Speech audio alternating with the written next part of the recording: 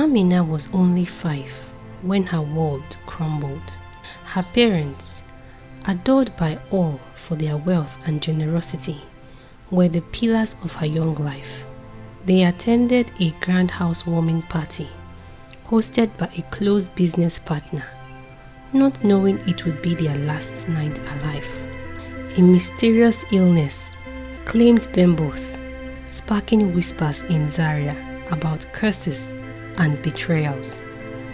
Amina, in her bright pink dress with tiny golden bangles that her mother had gifted her, watched in silent confusion as their mansion filled with mourners. She couldn't understand why her mother and father lay so still, why her uncles looked so grim, or why no one would answer her tearful questions. The family gathered, but not to comfort young Amina. Her uncles, like vultures, moved swiftly to claim her parents' properties, eyeing every painting, every silk carpet, and every piece of jewelry that now seemed to belong to them. They pushed aside the frightened girl with cold indifference, ordering the servants to pack her bags. Amina's pleas were ignored, her cries unheard. In a blow of tears and confusion, she was driven from the only home she knew and taken to an orphanage on the outskirts of Zaria, where she would be left alone among strangers. The orphanage was stark and plain, a world apart from her previous life. It took months for Amina to stop crying at night. She missed her parents' laughter, the songs her mother would sing, and the gentle way her father would lift her up on his shoulders. But as the days passed, Amina's grief softened, and she began to accept the orphanage as her new home. The one bright spot in her days was her bunkmate, Zainab. The two girls bonded quickly, almost like sisters, filling each other's lonely hearts with friendship. As they grew older, Amina and Zainab became inseparable. Together, they dared to dream beyond the orphanage walls. Amina longed to be a model, to see her face on posters across Zaria. Zainab, practical and grounded, hoped to one day own a business and live a quiet life.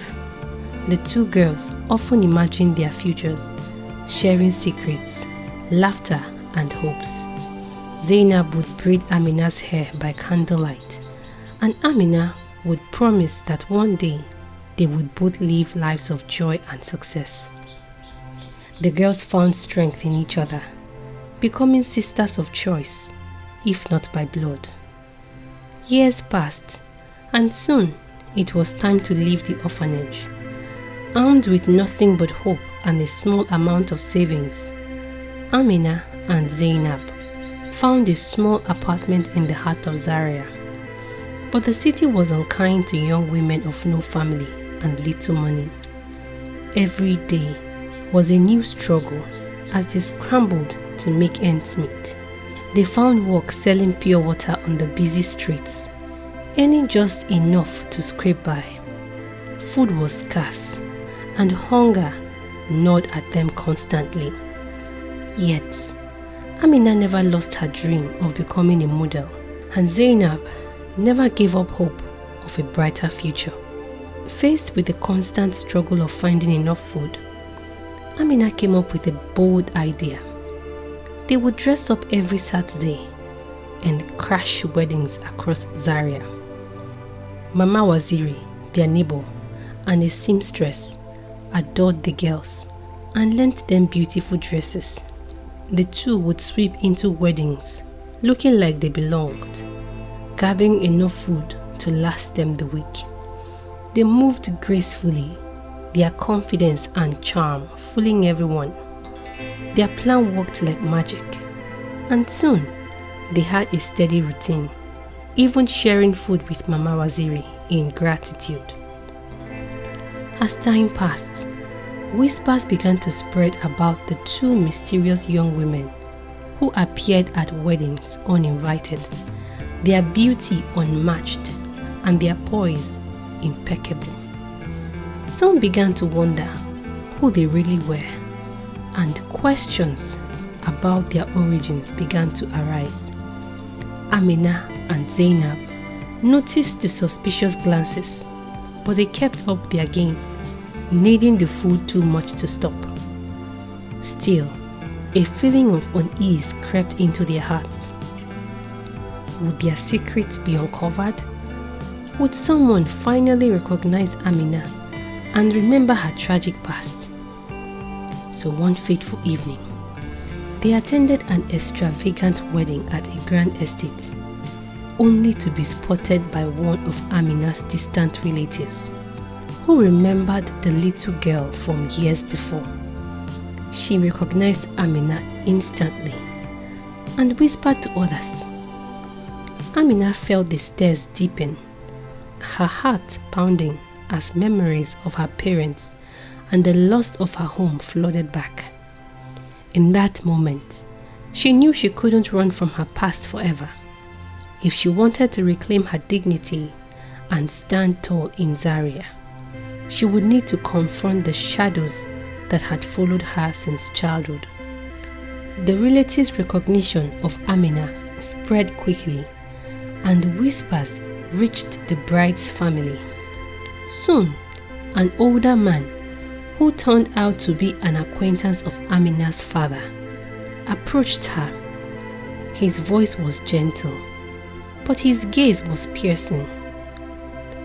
"Are you the daughter of Alhaji Musa?" he asked. Amina's heart pounded in her chest as she reluctantly nodded, not knowing whether to feel exposed or hopeful. The man's eyes softened. He told her he'd been a close friend of her parents and that he had suspected something was amiss after their mysterious deaths. He invited Amina and Zainab to meet him privately the next day to talk further. When they left the wedding, Amina couldn't sleep, her mind racing. Could this man hold answers about her parents' death? And could he possibly know about the betrayal of her uncles? The next day, Amina and Zainab met with the older man, who introduced himself as Malam Ibrahim. He shared stories of her parents' kindness and generosity, painting a picture of them that Amina had longed to remember. Then he leaned closer, lowering his voice. He believed her parents had been betrayed by someone within the family's inner circle. Malam Ibrahim revealed that he once overheard one of Amina's uncles speaking of unfinished business in relation to her father. Amina's stomach turned as Malam Ibrahim explained that her father had known too much about certain shady deals involving other businessmen, and her uncles may have feared he would expose them. Now, Amina's suspicions were confirmed. Her uncle's cruelty wasn't just greed, it was a cover-up. That night, Amina couldn't sleep. Her mind was a storm of anger, sadness and determination. She shared her thoughts with Zainab, who encouraged her to act. "They took everything from you, Amina. It's time they paid for their sins." Inspired by Zainab's words, Amina hatched a plan. She knew she couldn't confront her uncles directly. They were powerful men, with influence that extended far beyond the family. But she could begin to expose them, one secret at a time, and gather allies who might help her reclaim her parents' legacy. Amina and Zainab would have to be careful, acting in the shadows, uncovering pieces of evidence without alerting her uncles. They reached out to Malam Ibrahim, who agreed to help, warning them to stay cautious. The girls began their investigation, posing as relatives of wealthy families at events, listening in on conversations, and picking up any information that might reveal the extent of her uncle's crime. One evening, after a particularly elaborate event, Amina found an unmarked envelope slipped into her handbag. Inside was a letter, written in shaky handwriting. "I know who you are, and I know the truth about your parents. Meet me at the old mosque at midnight if you want answers." The note chilled her to the bone. Who could this be? Could it be one of her uncle's men trying to set a trap? Or could it be someone else? Someone who might finally reveal the secrets she sought? Amina and Zainab debated the risks but decided to go. Armed with courage and desperation, they waited until the streets were empty, then made their way to the old abandoned mosque. At the mosque, the air was thick with silence, broken only by the distant call of night animals. Amina and Zainab crept through the dark corridors, their footsteps echoing.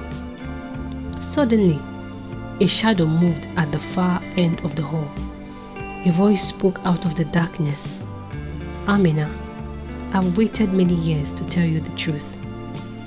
It was an old man, his face hidden by a shawl. He introduced himself as Yakubu, a former servant of her family who had been loyal to her parents until their last breath.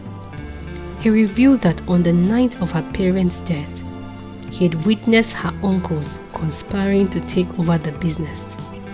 Yakubu had been threatened into silence, forced into hiding, but he'd watched Amina from afar, hoping one day she'd be ready to hear the truth. Yakubu handed her a small worn journal. "This was your father's," he whispered. "He kept notes on everything. If you want justice, you'd find your answers here." Back in their apartment, Amina and Zainab pored over the journal. Each page unraveled more secrets, details of deals her uncles had brokered, and evidence of her father's suspicions. The journal revealed a dangerous web of corruption, money laundering, and betrayal. Amina realized her father had been on the verge of exposing these activities when he died. Her uncles, driven by fear and greed, had silenced him to protect themselves. But Amina also found a list of allies, trusted friends her father had hoped to rely on. Among them was a powerful businesswoman named Hajara, who had long been a silent advocate for justice in Zaria. With a renewed sense of purpose, Amina reached out to Hajara, presenting the journal and explaining her story. With Hajara's support, Amina began to piece together a case against her uncles. Slowly, they gathered evidence, discreetly speaking to others who had suffered because of her uncle's dealings. Each revelation brought her closer to justice, but also closer to danger. Soon, her uncles caught wind that someone was digging into their affairs. They hired men to trail Amina, hoping to intimidate her into silence. But Amina refused to be scared off. She knew this was her only chance to clear her father's name and reclaim her life. One night, after a close escape from one of her uncle's men, Amina looked to Zainab, whose unwavering support had been her rock. She realized that no matter the outcome, she wasn't alone. With the evidence gathered, Amina filed a case against her uncles, revealing their betrayal and corruption. News spread quickly, and the city's media took an interest in the story of a young woman's fight for justice against her powerful family. The courtroom was packed as the case unfolded. Amina faced her uncles with a steady gaze, the weight of her father's legacy fueling her strength. When the verdict was announced in her favor, she felt a lifetime's worth of burden lifted. With the court's verdict behind her and her parents' legacy restored, Amina's first thoughts turned to the people who had been her anchors. She invited Zainab and Mama Waziri to a private celebration held in a beautiful garden setting under the warm glow of lanterns. It was an intimate gathering, just the three of them, sharing a meal and reliving memories. Amina spoke from her heart, her voice thick with emotion. When I had nothing and no one, you both stood by me. Zainab, you've been my sister in every way that matters. Mama Waziri, you were a mother when I had none. I'll never forget that. As a token of her gratitude, Amina handed each of them a carefully chosen gift.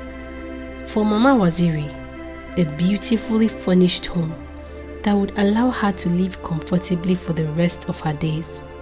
And for Zainab, an investment in her dream of opening a boutique, something she had always longed for but could never afford.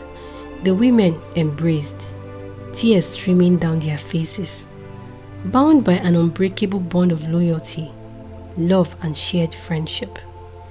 Even with her newfound wealth, Amina never forgot her dream of becoming a model, a dream that sustained her through her darkest days. She took her first steps in the industry, not for fame or money, but to fulfill a promise to her younger self. She trained rigorously, working with professionals to hone her skills, refusing to let her wealth buy her shortcuts. She was determined to be recognized for her talent and commitment, not just for her name. Her dedication paid off. Amina soon landed her first major photo shoot with a reputable Nigerian fashion magazine. Her face gracing the cover and her story captivating readers across the country. She used her platform to advocate for women's empowerment, sharing her journey to inspire others facing similar struggles. But modeling was more than a career. It was a celebration of the strength and beauty she'd found within herself. Meanwhile, her uncles faced their own reckoning. The court's judgment led to a full investigation uncovering the depth of their corruption and betrayal. Their financial dealings were exposed, showing how they had cheated not only their family, but countless others who had trusted them. The public disgrace was only the beginning. One by one, former allies abandoned them, and their assets were seized to compensate for the lives they destroyed. The family name they'd once tried to claim for themselves became tarnished, leaving them isolated and penniless. Ironically, they now found themselves as outcasts, just as they'd once left Amina to fend for herself. In the end, her uncles faced prison sentences, their empire crumbled, and their influence was lost. Amina didn't seek vengeance, but instead found a sense of closure, knowing that justice had been served. With her family's legacy restored, Amina didn't turn to charity or philanthropy to rewrite her story. She focused on building a life that would honor her parents' memory. She expanded her modeling career internationally, always choosing projects that aligned with her values. She shared her journey openly, creating a community of followers who admired her resilience, strength, and determination to succeed on her own terms. Amina invested in small businesses, championing local talent and working to uplift others who had faced hardships like her own. She stayed close to Zainab and Mama Waziri, visiting them often and including them in her new life, never forgetting the love and loyalty they had given her. Her journey from an orphaned girl with nothing to a self-made woman of strength and elegance was her true victory, showing that sometimes The best legacy isn't a foundation or a charity. It's living a life that would make the ones you lost proud.